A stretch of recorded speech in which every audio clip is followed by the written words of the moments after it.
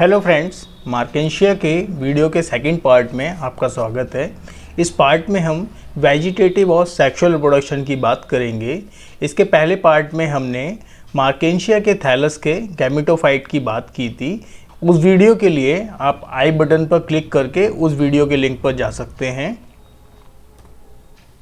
Marchantia के vegetative reproduction की बात करें तो वेजिटेटिव रिप्रोडक्शन मार्केंशिया के थैलस में डेथ और डिके की वजह से होता है। जो थैलस का ओल्डर पार्ट है उसमें बीच में कहीं कोई पार्ट डिके हो जाता है तो वो थैलस का पार्ट दो अलग अलग पार्टों में या कई अलग अलग पार्ट्स में टूट जाता है और हर एक पार्ट एक नए थैलस को ग्रो करता है।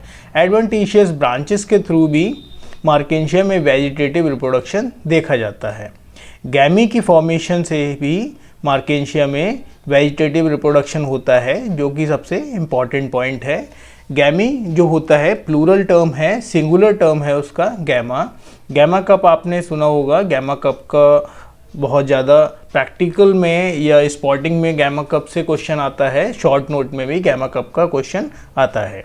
गैमी की अगर हम बात करें तो गैमी एक मल्टीसेलुलर स्ट्रक्चर है जो गैमा कप पर बनता है। गैमा कप की लेंथ की अगर हम बात करें तो उसकी हाइट 3 mm की हाइट है और उसकी अगर डायमीटर बात करें तो उसका डायमीटर लगभग 2 mm का उसका डायमीटर है।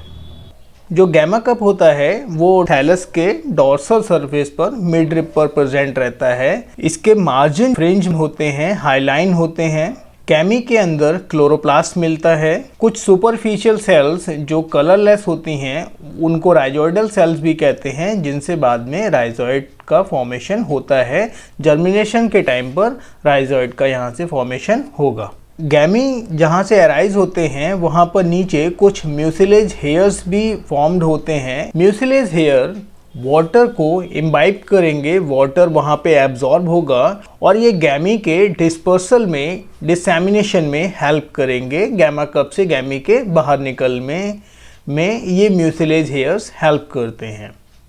मैच्योर गैमी जो होता है वो गैमा कप से रिमूव होकर ग्राउंड पर गिर जाता है और फेवरेबल कंडीशन आने पर उसमें जर्मिनेशन देखने को मिलेगा।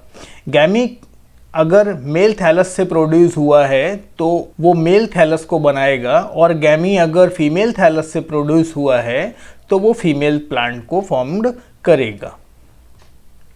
सेक्सुअल रिप्रोडक्शन को अगर हम समझें तो मार्केंशिया के गैमेटोफिटिक थैलस पर गैमेटोफोर्स अराइज होते हैं। कुछ लॉन्गिट्यूडनल स्ट्रक्चर्स अराइज होते हैं जिनको गैमेटोफोर्स कहते हैं। अगर ये मेल थैलस पर रहेंगे तो उनको एंथ्रीडियोफोर कहेंगे। एंथ्रीडियोफोर के ऊपर एंथ्रीडिया अराइज होते हैं और आर्किगोनियोफोर जो कि फीमेल थैलस पर अराइज होंगे उन पर आर्किगोनिया बनते हैं।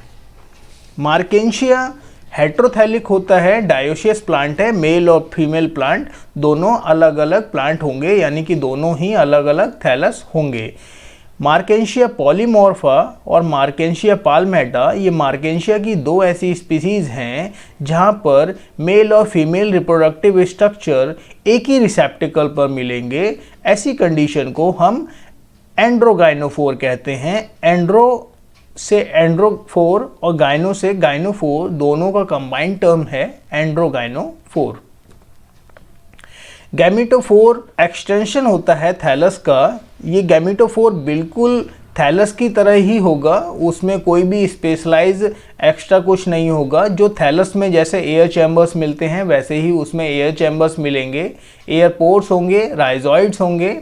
सेक्स ऑर्गन जो होते हैं वो कुछ स्पेशल कंडीशंस की वजह से ऐसा देखा गया है मार्केंशिया में, जैसा कि सॉइल में नाइट्रोजन की ज़्यादा मात्रा की वजह से भी सेक्स ऑर्गन्स का फॉर्मेशन होता है। एंथ्रीडियम की बात करें तो एंथ्रीडियम एंथ्रीडियोफोर्स पर फॉर्म्ड होते हैं। एंथ्रीडियोफोर की जो लेंथ है वो 1 से लेकर 3 सेंटीमीटर तक लंबी होती है। इस पर ऊपर एक पेल्टेड डिस्क होगी। जो एंथ्रीडियोफोर होता है उस पर ग्रुप्स मिलेंगे, उन ग्रुप्स में राइजॉइड्स और स्केल्स मिलेंगे। इसके अलावा जैसा कि मैंने बताया एंथ्रीडियोफोर पर एयर चैम्बर्स भी मिलते हैं। मार्केंशिया जर्मिनेटी में 4 लोब्स मिलेंगे और मार्केंशिया पाल्मेटा जो स्पीसीज़ है उसमें 3 से लेकर 9 लोब तक मिलते हैं। इंटरनल स्ट्रक्चर जो होता है वो बिल्कुल थैलस की तरह होता है, जैसा कि मैं बता चुका हूँ। इस पर एयर चैम्बर्स मिलते हैं और एयर चैम्बर्स के बीच बीच में ही एंथ्रीडियल चैम्बर्स मिलते हैं। यहाँ पे ऊपर आप स्ट्रक्चर देखें तो इस पोर्शन को देखें, इसमें यहाँ पर एयर चैम्बर्स प्रेजेंट हैं और एयर चैम्बर्स के बीच में ऑल्टरनेटली अरेंज हैं वो एंथ्रीडियल चैम्बर है। एंथ्रीडियल चैम्बर के अंदर एंथ्रीडिया फॉर्म्ड होते हैं। एंथ्रीडिया एक्रोपीटल मैनर में बनेंगे, यानी कि जो सेंटर में एंथ्रीडिया मिलेगा, जैसे कि यहाँ पे आप देख रहे हैं, ये जो एंथ्रीडिया है ये सबसे डेवलप्ड एंथ्रीडिया है और इसके साइड के जो हैं इधर के और दोनों तरफ के ये जो एंथ्रीडिया हैं ये लेस डेवलप हैं, यानी कि ये नए एंथ्रीडिया बने हुए हैं और जो सेंटर वाला है ये पुराना एंथ्रीडिया है। ऐसी कंडीशन को हम एक्रोपीटल कंडीशन कहते हैं। एंथ्रीडिया के डेवलपमेंट की बात करें तो एक कोई सेल एंथ्रीडियल इनिशियल की तरह फंक्शन करने लगती है, उस सेल में डिवीज़न होगा। डिवीज़न के बाद में 2 सेल्स बनेंगी। बाहर की तरफ जो सेल बनेगी उसको आउटर सेल कहेंगे और जो अंदर की तरफ सेल बनेगी उसको बेसल सेल कहेंगे। Basal cell as it is रहती है और आउटर सेल में फर्दर डिवीज़न होता है। उसमें डिवीज़न होने से नीचे की तरफ स्टॉक सेल बनती है जहाँ की बेसल सेल प्रेजेंट होती है और ऊपर की तरफ प्राइमरी एंथ्रीडियल इनिशियल का फॉर्मेशन होता है। इसमें फर्दर आगे फिर डिवीज़न होगा और primary antheridial initial primary antheridial cells का फॉर्मेशन करेगी, यानी कि ये कई सारी सेल्स में डिवाइड हो जाएगी। इसके बाद में प्राइमरी एंथ्रीडियल सेल में फर्दर डिवीज़न होगा और उससे 2 टाइप की सेल्स बनेंगी। पहली है एंड्रोगोनियल सेल्स, जो कि प्राइमरी एंड्रोगोनियल सेल सबसे पहले बनेगी, और प्राइमरी जैकेट सेल। जैसे कि नाम से पता चल रहा है जैकेट सेल, तो ये एक बाहर जैकेट कवरिंग बनाएगी एंड्रोगोनियल सेल्स के बाहर की तरफ। यहाँ पर रेड कलर में आप एंड्रोगोनियल सेल्स को देख सकते हैं और ऑरेंज कलर में आप जैकेट सेल्स को देख सकते हैं। एंडोगोनियल सेल्स में फर्दर फिर डिवीज़न होता है और वो अंदर एंडोगोनियल सेल्स का फॉर्मेशन करती है और ज़्यादा एंडोगोनियल सेल्स बन जाएंगी।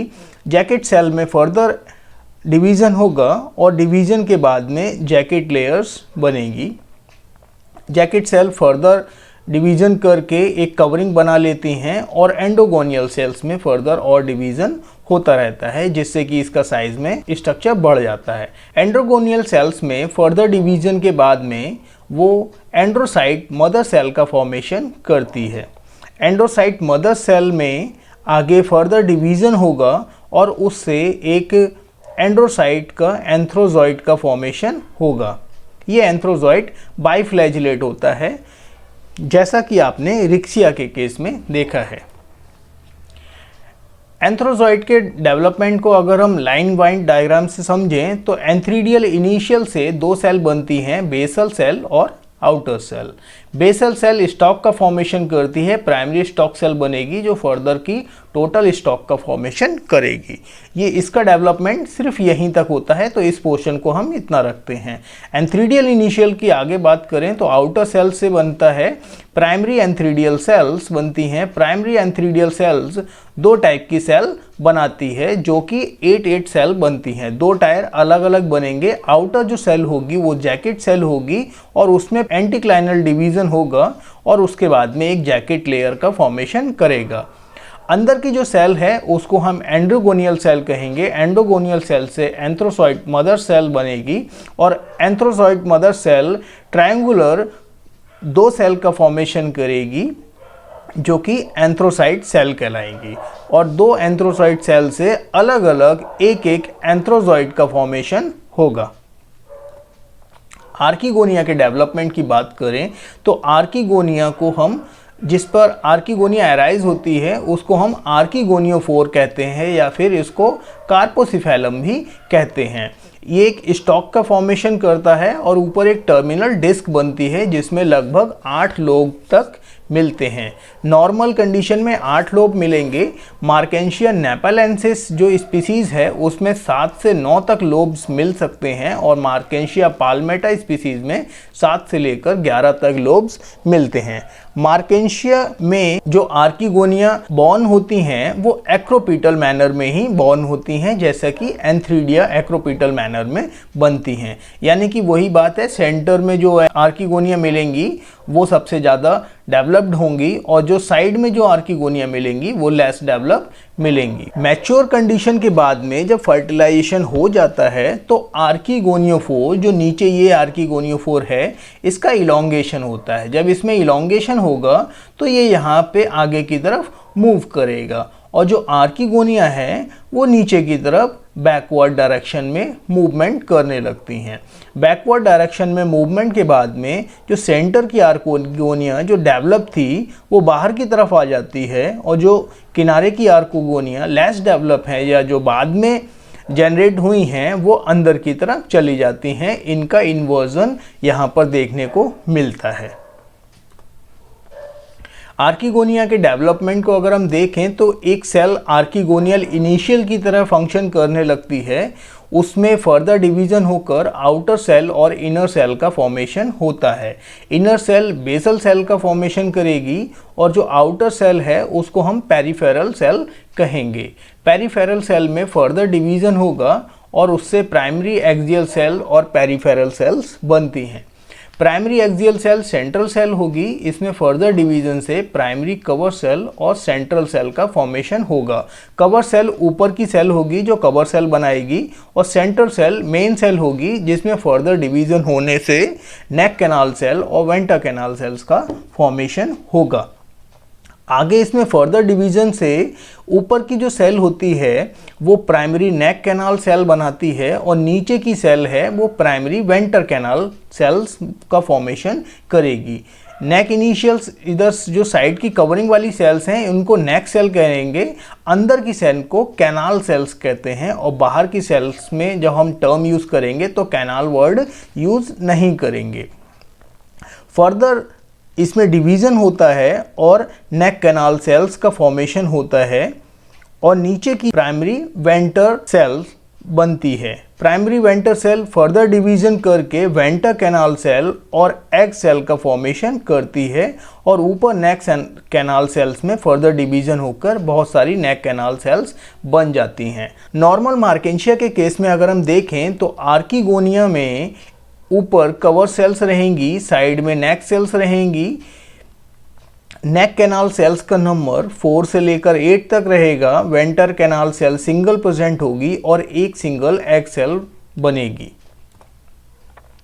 फर्टिलाइजेशन के लिए, जैसा कि रिक्सिया के केस में भी आपने देखा कि फर्टिलाइजेशन के लिए वाटर बहुत इंपॉर्टेंट है क्योंकि ये amphibia of the plant kingdom हैं। इनके फर्टिलाइजेशन के लिए वाटर का रिक्वायरमेंट बहुत ज़्यादा ज़रूरी है। मार्केंशिया के केस में एक चीज़ ये होती है कि अगर मेल और फीमेल थैलस अगर बहुत ज़्यादा दूर दूर मिल रहे हैं तो उसमें फर्टिलाइजेशन पॉसिबल नहीं हो पाता है। पॉसिबल तभी होगा जब दोनों ही थैलस पास में होंगे। आर्किगोनिया में डाउनवर्ड मूवमेंट होगा लेकिन उससे पहले ही फर्टिलाइजेशन हो जाएगा, यानी कि डाउनवर्ड मूवमेंट से पहले फर्टिलाइजेशन हो चुका होता है। फर्टिलाइजेशन की कंडीशन में नेक कैनाल सेल्स और वेंटर कैनाल सेल्स जो होती हैं वो डीजनरेट कर जाती हैं और म्यूसिलेज सब्सटेंस बाहर निकल आता है। म्यूसिलेज सब्सटेंस वाटर को एब्जॉर्ब करेगा और उसके अंदर एक फोर्स डेवलप करेगा। उस फोर्स की वजह से जो कवर सेल होती है वो रिमूव हो जाती है और एंथ्रोजॉइट स्विम करके वहाँ से एंट्री करके अंदर एग सेल से फर्टिलाइज कर लेते हैं। फर्टिलाइजेशन के आफ्टर जाइगोट का फॉर्मेशन होता है। जाइगोट जो है वो स्पोरोफाइट की फर्स्ट स्टेज है। जाइगोट के डेवलपमेंट से लेकर स्पोरोफाइट के पूरे डेवलपमेंट को हम नेक्स्ट पार्ट में समझेंगे। अगर आपको वीडियो अच्छा लगा हो तो मेरे चैनल को सब्सक्राइब करें, बेल आइकन को दबा दें और इस वीडियो को ज़्यादा से ज़्यादा शेयर करें। Thank you.